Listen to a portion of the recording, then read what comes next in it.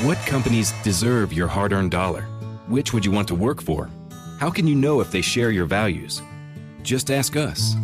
Just Capital is a nonprofit that tracks who really means business in supporting workers, customers, communities, the environment, and shareholders. We measure progress, track success, and help them be better. When you see the Just Capital seal, you know what's real, because just business is better business. Visit justcapital.com to learn who makes your dollar count. Good afternoon. We are doing it live right here, weekday afternoons at 4 now. We get right down to business with the news-driven hour on the business scene. We're doing more in 2024 at 4 in the afternoon. It's Mottek On Money on the air live here on 790 KBC, streaming live online worldwide at kbc.com, and, of course, the on-demand Mottek On Money podcast, kbc.com, Apple, iTunes, and all your favorite podcast platforms. Stocks finishing mostly higher today. It's Wednesday already with the Dow and the S&P 500 turning higher in the final hour of trading. The Dow coming in for a closing gain of 48 points. The S&P 500 ended higher by 6, and the Nasdaq moved lower by about 50 points. It was the Nasdaq's third consecutive trading day of losses. The notes from the Fed's latest meeting released today reveal lingering concerns about inflation, which has been coming in hot lately based on the two readings we got last week. After the closing bell, the big news today, NVIDIA crushing earnings expectations with its latest results and outlook, and this sent the shares of NVIDIA soaring this afternoon. NVIDIA stock had closed down nearly $20 at $674 and change, but up about $52 now in after-hours trading at $727 and change. The AI chip giant benefiting from spending on AI hardware, and we saw that again today in its latest earnings news. We'll talk more about this coming up here in just a moment. Rivian, meanwhile, one of the EV makers, down about 15% after hours here now, after that company posted a larger than expected quarterly loss and guided for producing slightly fewer vehicles this year than it did last year, according to MarketWatch.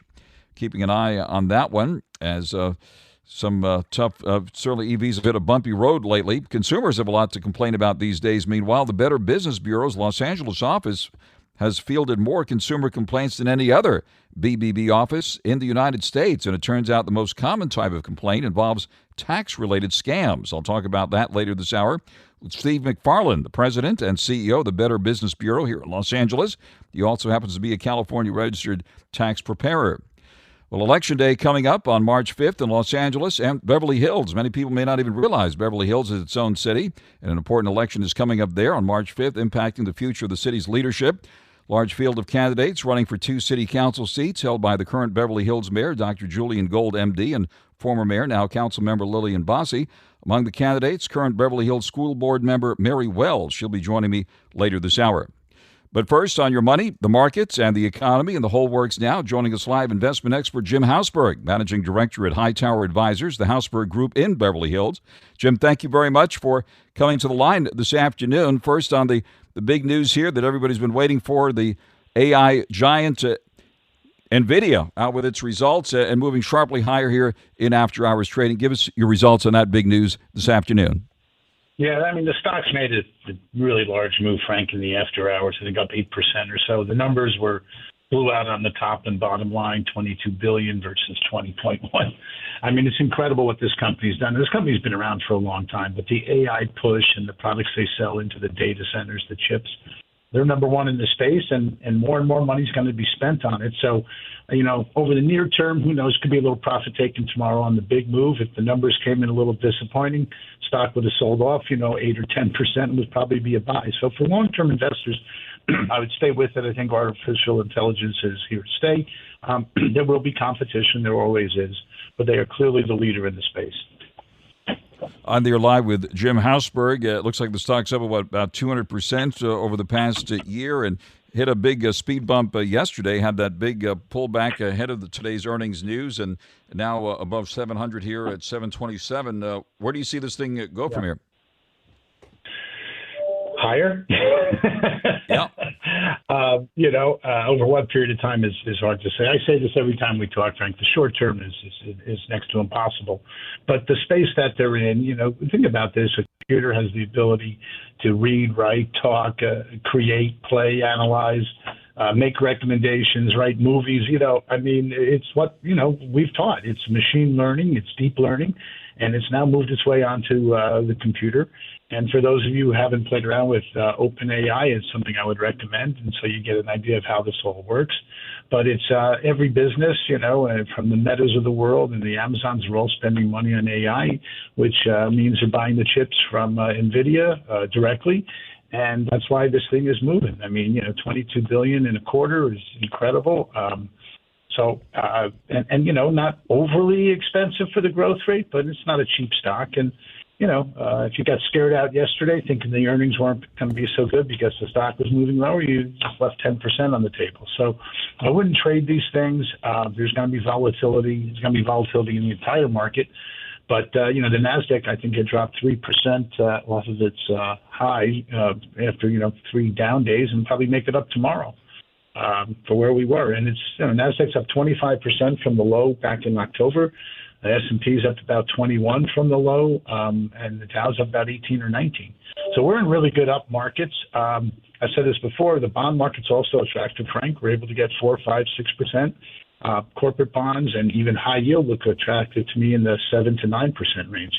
So it's a pretty good market if you don't pay attention to what's going on around the world, which is pretty frightening. And I say that because we can't control those things, but the U.S. seems to be the place to be. The earnings are coming in pretty good. I think most 80% of companies have reported, and the numbers were better than expected. Not hugely, but slightly better. Some companies, obviously, like NVIDIA, with really, really big numbers. But overall, markets look pretty good. All right, and we're keeping an eye on those bond yields and talk about the Fed maybe raising rates at their next meeting, not lowering rates is what was the expectation for quite a while. But with those inflation numbers last week coming in hotter than expected, and now there's talk that maybe the next Fed move will be higher. And look at this, the yield in the 10-year note is at 4.32%. I believe that is a new high for the year here, 2024. Where do you see those rates go from here? What do you think the Fed's next move will be, and what? Now that we're stuck here at this point, how will this impact the market in the coming months? Yeah, we got this huge rally in the fourth quarter, and it's continued somewhat this year. It depends on the space that you're investing in or the sector. But if you look at some longer term, like inflation-protected bond yields, it's letting you know the Fed's going to lower rates. I think the raising rates is just something to throw out there. It's highly speculative to think that, things are slowing in some areas. A lot of these companies have had layoffs. And today we just talked about Rivian. It's just, a small company, but they're going to lay off 10% of their workforce. And the EV space is going through some issues here. And the stocks are still not that cheap. So it really depends on which sector you're looking at. But I think overall, the rates are going to head lower. I think that's good for markets. Excuse me. But I do think that the rally we've had with the expectation of 3 to 6 Fed cuts is a little out of whack. I would think more in the 2 to 3 range, and probably nothing until we get into the May-June period. But they're watching closely. I think they've done a great job. All right, yeah, Tesla's been hit lately, and Rivian, which I mentioned, and you just mentioned it here, Rivian slashing production outlook, announcing job cuts as EV demand wanes. I think we also heard from Ford about their sluggish EV Mustang sales. There is an electric Mustang out there, and Lucid Group forecasting annual vehicle production far below analyst expectations today on signs that demand for Lucid vehicles will slow down as high interest rates pinch consumer budgets. So there's another impact there with interest rates. Lucid has a showroom in Beverly Hills as well as other locations here. So what do you see ahead for these EV names? Looks like the shakeout there continues. Well, still the biggest part of the growth in the automobile industry is EVs. Maybe they're not going to grow as fast as a clip. What Tesla has to do is get out this $25,000 to $30,000 car. I think that's going to make a big difference for them. They're clearly the leader. They're profitable. The stock's $194. It's $620 billion in market value. These other ones are losing money, and I'm probably going to end up losing market share. There's a bunch of other ones out there too. I don't know all the names. And then you've got the Chinese who are making a bunch of EVs, which is going to impact the sale of Tesla over in China, so they say. But Tesla's a name to own. The other ones are a little too speculative for me. And then the other issue that we've discussed is the charging stations. I mean, as much as you can get one at your house, it's not cheap. Certainly less than probably what you pay to fill up your car on an annual basis. But if you're on the road and you need to charge, there's just a limited number they need to spend on the infrastructure for these charging stations. And, if you go charge your car now, it could take 30 to 40 minutes to charge, which slows you down. And if you have to wait at the charging station because there's too many EVs, you got an even bigger problem. So for long distance driving, I just don't think the EV works. And I think that's going to be around for a long time until they figure out, a longer battery life or the ability to drive up to a station, pick up a new battery and go. Otherwise, you got to also maintain, I think, unless you're just doing local driving, combustion engine as well. All right, we're on there live with Jim Hausberg, High Tower Advisors in the Hausberg Group in Beverly Hills. And Jim, I don't think you have the laser eyes on yet, despite the rebound in cryptos here. Bitcoin up about 800 here now, above almost 52,000 here at the moment. What about Bitcoin and the wild ride we've seen so far here in 2024? Somebody told me yesterday, a younger person who I guess you can gamble online, Frank, through DraftKings and all these other places, but a lot of people are settling with Bitcoin. And I don't know how it all works, and I don't want to get into that because it's just an area I don't know. But evidently it's being used in places that maybe, people can't really track or follow. So and obviously people talk about the black market and things that are being paid for with Bitcoin that people can't track and avoid taxes and all that. So I just think as the usage grows for whatever the purpose, Frank, Bitcoin will probably go up. I do think out of all the cryptos, that seems to be the one to focus on. There's a lot of other smaller ones, and they could trade high, but Bitcoin seems to be the gold standard in crypto, sort of like Tesla is, I would say, in the electric car vehicle market. I don't know if that's a good analogy or not, but that's what comes to mind. So I can't predict the price of that. I don't know how anybody can, but I would just say the more it's used, the more valuable it becomes. All right, we will keep an eye on it. We certainly talked to its biggest fans and its harshest critics, so thank you for fielding that question. What about good old gold here, Jim? Let's see where that stands here at the moment, hovering around 2036. Yeah. Look, a lot of these commodities have come in recently. It's just a tough trade. Crude oil's hard to figure out. Gold's hard to figure out. Silver, uranium, whatever, that whole space. In fact, Frank, if you look at commodities just as a sector, so to speak, year to date, the composite, I think I'm looking on some of my charts here, are down, 4 or 5%. For the year, I'm looking at silver down a little bit. This is the last 12 months, but 3% down in gold year to date, silver at 5%. Oil's up about 6%, down 4%, and copper, natural gas, down 30%, and platinum is down 10%. These are all year to date.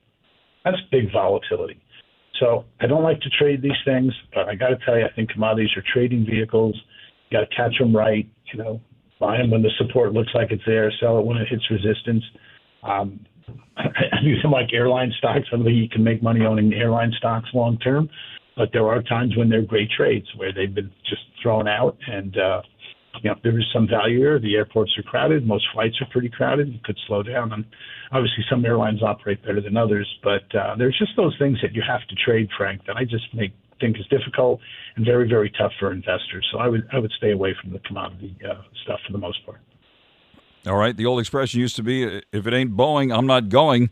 But since that blowout of a panel on the Alaska Airlines MAX 9, Boeing has been drawing a lot of flack by regulators, Congress, as well as airlines. And I think this is just coming in here now. Boeing says that the head of its 737 jetliner program is leaving the company in an executive shakeup weeks after that door panel blew out on a flight over Oregon, renewing questions about safety at the company. Boeing shares down about 1%. What about Boeing at this point? It's the most important exporter we have in the United States. Their defense business is probably doing very well, unfortunately, for all the things that are going on around the planet. We'll talk that the NATO countries are going to have to spend more money on defense. It's probably going to help a lot of companies. There's an ETF that invests in the defense stocks. Symbol is IDA Tom Apple.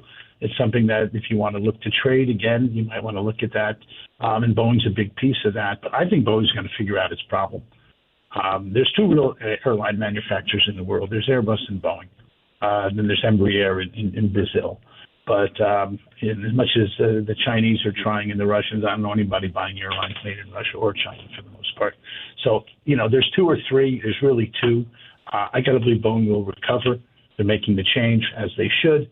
They've had issues before with the 737. This particular issue, thank God, the door blew off just after it took off. Otherwise, it'd be a bigger problem. But I just think it's one of those companies that it's America. And it's a company that is incredibly important and will be for a long period of time. So I think on weakness, Boeing's probably a good buy. All right, on the air live with Jim Hausberg. Jim, at this point, where are you putting money now and or taking it off the table? Yeah, we're really, we've moved out a little bit of some of the growth just because the returns have been so robust. Like I said, the Nasdaq's up 25% since the low in October, putting a little bit more into value, lower PE stocks, dividend-paying stocks, which I continue to emphasize. I think if rates do come down, dividend-paying stocks are a good place to be, and dividend growers, companies increasing their dividends at a high rate, not necessarily a high yield. We continue to add money to the bond market. We like the returns that we're getting in corporate bonds and high-yield bonds, munis and treasuries. I've been saying to clients for years that safety paid zero for a long period of time, especially after the pandemic. And now we're able to place money in this 4 to 5, 6 range, a little bit of more risk in the 7 to 8 range. As part of a portfolio, we talked about the 60-40. I think it's alive and well right now. Gives you a good, defense if the markets go down by owning some stuff, paying you that. It's combined. You can do 7-8%, 9% with equities. I think you're in a good position. The big fear, though, is that if the inflation bar continues or moves higher, even though it's been coming down, that would be negative for both stocks and bonds, and that's what happened in 2022. We went from 2.5% inflation to 9%. And the stock market, dropped incredibly large. And then the growth companies, the long duration growth, were down 40 to 50%. Last year, a lot of this stuff was up 30, 40%. So that is a big concern. It just doesn't seem to be happening. I don't buy the people who are talking about the Fed raising rates because of a slightly hotter inflation number that came out last week. I don't buy that at all. So I'd stay invested in the markets. Like I said before, the global macro story, what's going on in Russia, Ukraine, Israel, those things, and maybe other hot spots around the planet make me nervous, but markets seem to work their way through all that and probably will again. All right, Jim, thanks very much for coming to the line on a thorough assessment here with NVIDIA taking the spotlight here in after-hours trading and moving up big on its latest earnings news. We've been speaking to Jim Hausberg in Beverly Hills at Hightower Advisors, the Hausberg Group. Jim, have a great afternoon. Thanks very much for taking the call here today. Hey, bye, Frank. I don't know if your listeners know, but today's your birthday, if I'm not mistaken. It was, pretty close. Thank you for that. Very, very close. I missed it. Very Happy close. Birthday. I won't ask you the number, Frank. Thank you. That's one number we're not going to mention here right now, Jim. Right. Look, we want our stocks to go higher, but not our age. So that's right. Thank you. Thank you a million, Jim. Thanks for the good wishes, as always, and we appreciate it. Enjoy the Chamber of Commerce weather in Beverly Hills this afternoon. It's back. Let's get out to the freeways now on 790 KBC. Folks, let's be honest. Sometimes we find ourselves or a loved one dealing with a massive injury caused by a terrible accident by no fault of our own. Sometimes it's simply being the wrong place at the wrong time. We're good at preparing for earthquakes and fires and storms, but let's not forget to prepare in case we're involved in a major accident. It's critical to know who to call first. Clark Fielding became a lawyer to help you in a crisis. Fielding Law is focused on justice and resources for you because they understand how the system works and what to do in the most horrific situations. I always say to put the Fielding Law team in your phone under the word accident, so all you have to do is hit that number. Believe me, you'll feel better having set this up for yourself and your family. The number to put into your phone right now is 833-88-SHARK. That's 833-88-SHARK. With the population exploding and more cars on the freeways now, be proactive, prepare for the worst, and expect the best. But if and when you do need help, call Clark Fielding and his team of sharks at 833-88-SHARK. That's 833-88-SHARK. Or go to clarkthesharklaw.com. Again, that's clarkthesharklaw.com. Yes, we have seen fire and we've seen rain, and 790 KBC welcomes the one and only James Taylor coming to the Hollywood Bowl. On May 29, tickets are on sale this Friday at Ticketmaster.com. And right now, caller 9 wins at 1-888-795-2222. You can get a pair of tickets to the show if you are caller 9. Call right now for the James Taylor Show at the Hollywood Bowl, 1-888-790-5222. Mottek On Money continues here in 790 KABC. We've seen ups and we've seen downs on Wall Street. Today, a mixed picture. At the close, the Dow 48 points. We're at 38,612. The S&P 500 moved up 6 at 4,982. And the NASDAQ closed down 50 points at 15,581. The yield on the 10-year note is back up there at 4.32%. Looks like that's the highest we've seen so far in 2024, and that's the one that impacts the fixed-rate mortgage rates out there, which will be ticking higher when we get that Freddie Mac survey that comes out tomorrow. And let's take a look at the cryptos now. Bitcoin moving up about 800 at 51,806. Ethereum of 38 at 2,963. And Doge at 8 cents. After the closing bell, the star NVIDIA, the AI darling, crushing expectations on its earnings news with its latest reports, and outlook today helping to send its shares soaring. And we see NVIDIA stock up about $52 in after-hours trading at $727 and change. NVIDIA had closed down about $20 at $674.72, and it's seen a couple of days of a sell-off. In fact, that big plunge yesterday, but rebound here in after-hours trading. The chip giant, of course, has benefited from frenzied spending on AI hardware. Tesla shares moving up $1.01 at $194 and change. Taking a look at the price of oil, moving higher by 18 cents at $78.09 a barrel. Gold up $1 at $2,035.30 an ounce. And now the latest news for you here in 790 KABC. Mottek On Money continues here in 790 KABC. Good afternoon. We are doing it live here in the 4 o'clock hour on 790 KABC, streaming live online worldwide at kbc.com and the on-demand Mottek On Money podcast, kbc.com, Apple, iTunes, and all your favorite podcast platforms. Well, Election Day coming up on March 5th in Los Angeles and Beverly Hills. Many people may not even realize Beverly Hills is its own city and has its own city government. An important election coming up there on March 5th, impacting the future of the city's leadership. Large field of candidates running for 2 city council seats held by current Beverly Hills Mayor Dr. Julian Gold, M.D., and former mayor, now council member Lillian Bosse. Among the candidates seeking a seat on the city council is current Beverly Hills School Board member Mary Wells, who joins us live now this afternoon.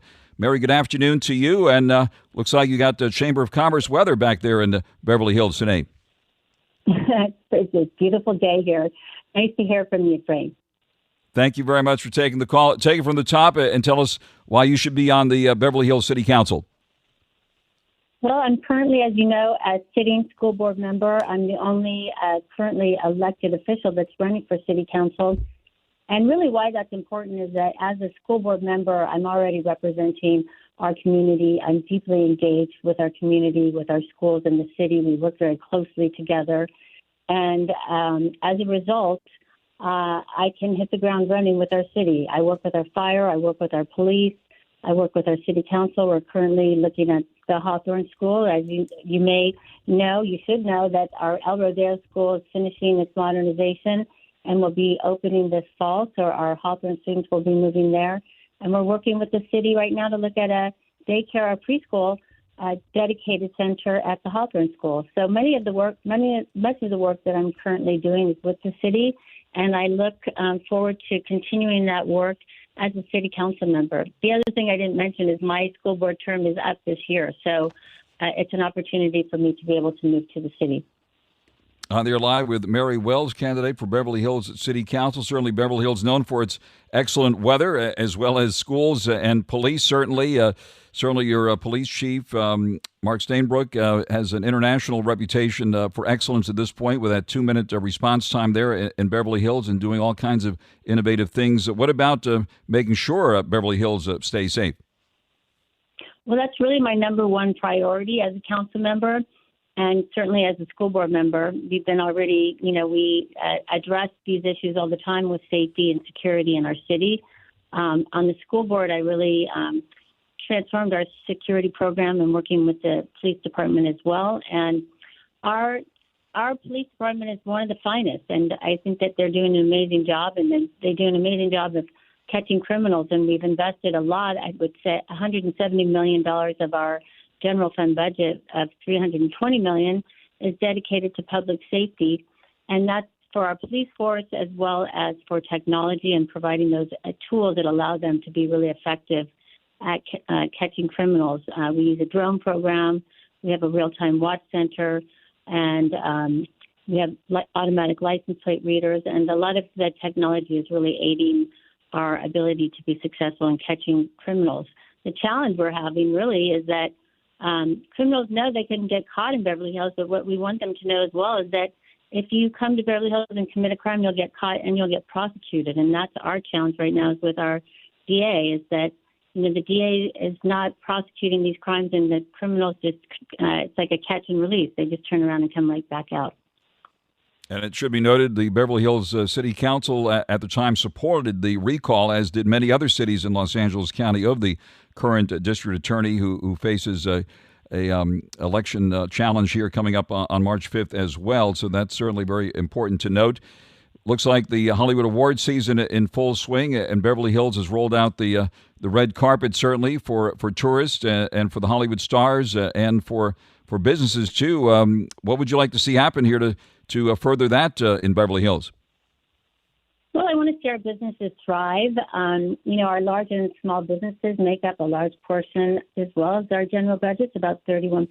They contribute about $100 million to our city, and they also contribute to the fabric and character of our city and what makes Beverly Hills so special. So I want to support our businesses, both large and small. I want to continue to have the standards that we do, but as well work with them and streamline it, make it even easier for businesses and more welcoming for businesses to come to Beverly Hills. We offer such a great environment for both businesses, our residents, and for tourists to come here. And I want to continue that and make certain that we are looking towards the future and really securing that for all of us in the city. We just had a Saks Fifth Avenue just reopened in the previous Barney's building, which is really exciting for us. And we just had Cipriani open, and we have some new restaurants that are opening on Cannon. So there's a lot happening and a lot to look forward to.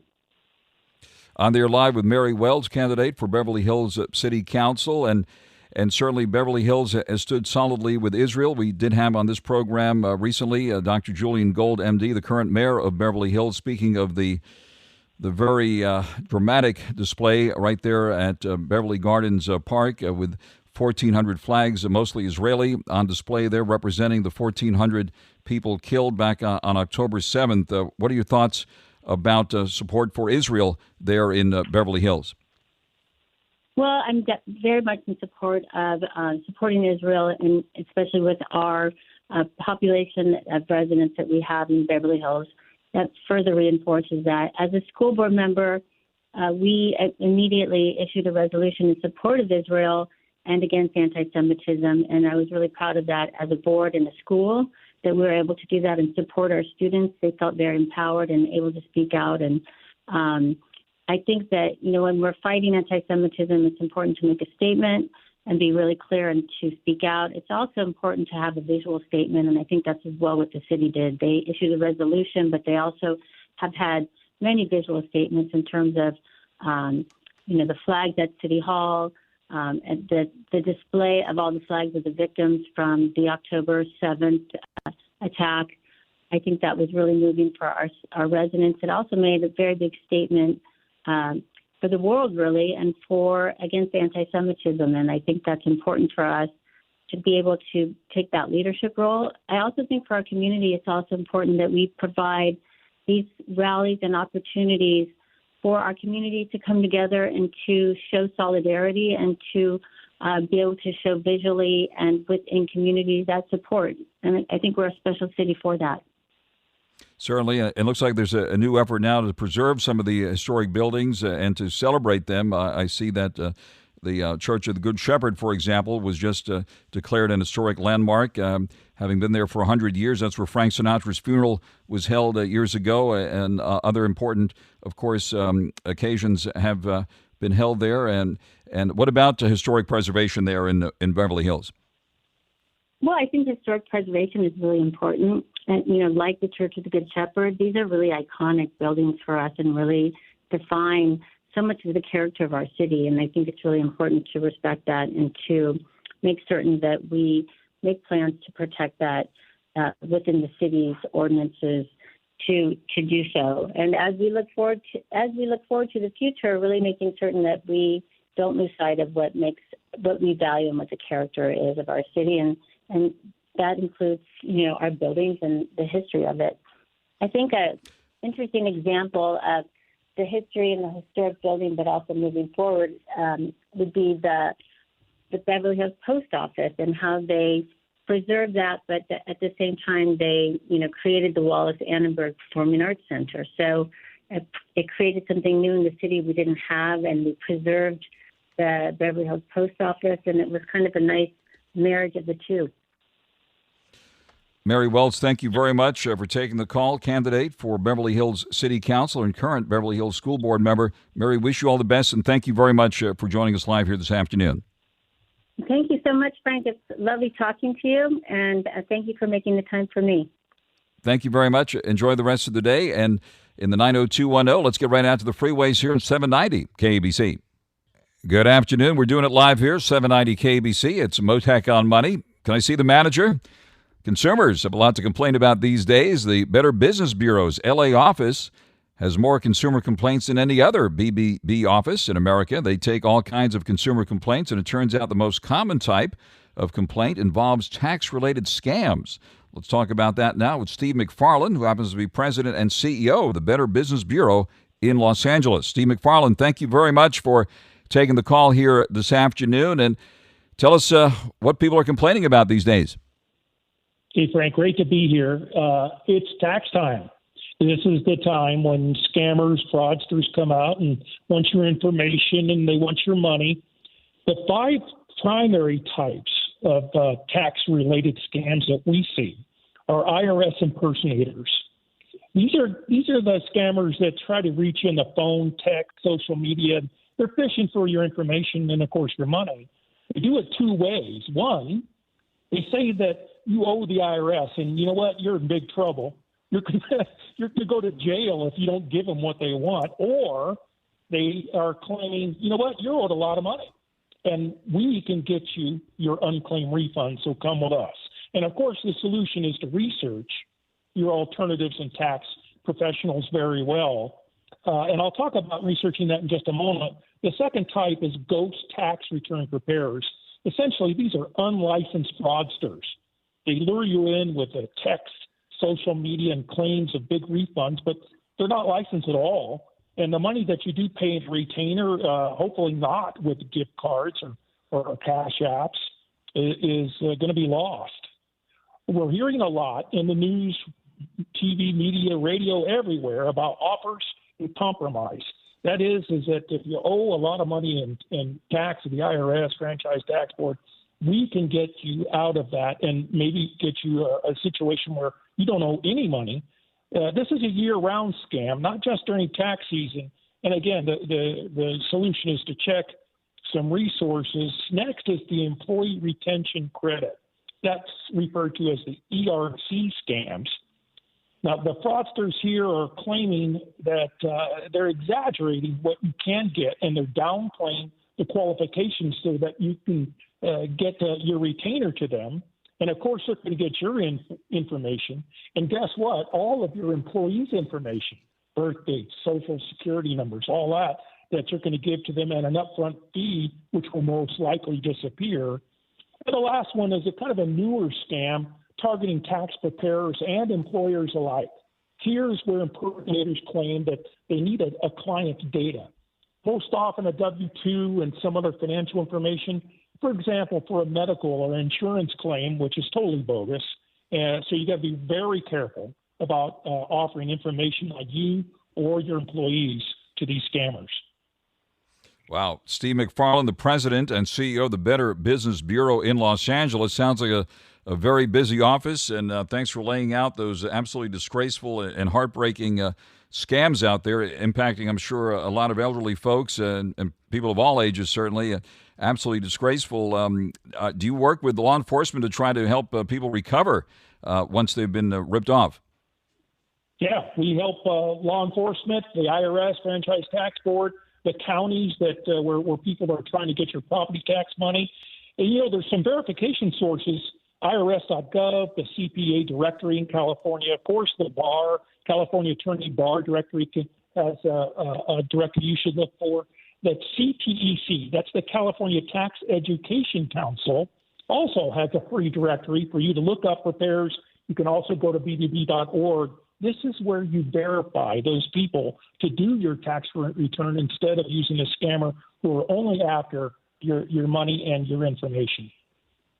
And you happen to be a California registered tax preparer, I happen to know, so that is very, very important information you're providing to the public today, and certainly know that you have an outlet here to get that kind of important information out. Steve McFarland, the president of the Better Business Bureau here in Los Angeles.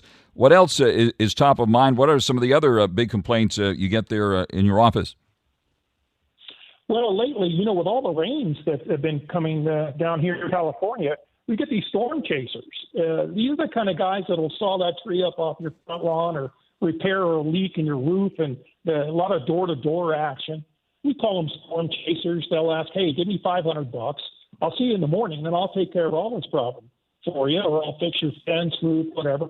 So with all the rain that we've had recently, got to be careful. Again, research is the key. Look up these guys on bbb.org. You could go to the Contractor State License Board to look these folks up. But a lot of people are losing money to not only just charities, but also to these storm chasers. So you need to be careful. If you've been scammed, you can go to a couple different places with the IRS.gov and complain about some preparers. You can also go to a good spot on any type of a scam or fraud at scamtracker.org. That's a BBB site that you can report into a database, help your family and friends be aware of the most recent scams, and help prevent other victims. Law enforcement uses our scamtracker.org tool every day, and we're real proud of that service. That's great. What is your website there? And I'm sure you got a ton of resources that many of our listeners may not be aware of. What's the best way to get in touch with you and your office there and your resources? Yeah, you can go to bbb.org /Los Angeles, and you can look up all kinds of really great resources at bbb.org. By the way, since 1912, we've been doing services for the public on a nonprofit basis. Everything that we do is for free. That's bbb.org /Los Angeles, and we'd be honored to help the people from California out. In our office, just the LA office alone, Frank, we get about 1,100 consumer complaints per day. It's just incredible. And they range from, contractors, auto repair, these storm chasers, all different kinds, but 1,100 a day. Yep. Our staff is terrific, so we really are proud of. Well, I think we got you some more business after this call today, Steve, so get ready. Look forward to getting your views from time to time here on all the big stories. Steve McFarland, President and CEO of the Better Business Bureau in Los Angeles, thank you very much for joining us live here. Mottek on Money on 790 KBC. Stay tuned now for the 790 KBC News Blitz with Randy Wang on 790 KBC. The Rolling Stone Music Now podcast gets inside the biggest stories with Rolling Stone senior writer Brian Hyatt. And here's Lil Yachty with Tierra Whack. I've never been to a fashion show. I never did any Paris Fashion Week, New York Fashion Week, and I'll tell you why. Because I would always go to events and people would say to me, oh man, Yachty, man, I love your music, bro. And I should be like, what song? At the time, I didn't love my music. I would feel like I'm in a room with all these artists and they all respect each other, and I feel like no one respects me. Rolling Stone Music Now, wherever you listen.